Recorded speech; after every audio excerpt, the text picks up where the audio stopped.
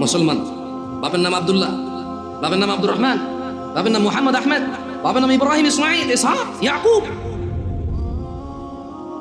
এর দুনিয়া নেই, আখিরাত নেই। রাসূল সাল্লাল্লাহু আলাইহি ওয়াসাল্লাম বলেছে, ধনীদের 500 বছর পূর্বে দরিদ্র জান্নাতে প্রবেশ করবে। কত বছর পূর্বে? এই দরিদ্র জান্নাতে যাবে যে সালাত আদায় করে না, সিয়াম পালন করে না। ও সারা দিন কাজ করলে খেতেই পারে, জমি কিনতে পারে না, জায়গা কিনতে পারে না, ঘর করতে পারে না, বাড়ি করতে পারে না, কোথাও গিয়ে দাওয়াত খেয়ে 1000 টাকা দিতেও পারে না, কেউ ওকে তাই দাওয়াতও দেয় না।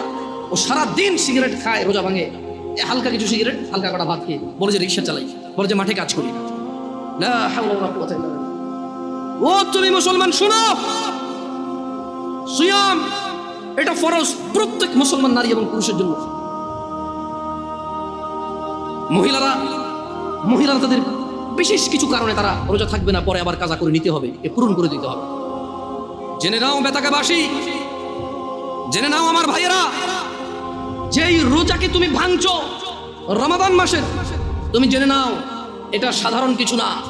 রাসূল সাল্লাল্লাহু আলাইহি ওয়াসাল্লাম বলেছে, একটা রমজানের রোজা যে ভাঙলো ইচ্ছা করে, কোনো কারণ ছাড়া, এই লোক রমজানের পরে লাগাতার না, থেমে না, লাগাতার একটার বদলে 2 মাস রোজা পালন করতে হবে। ভাবা যায় এটা কি? তুমি একটু ভাবো।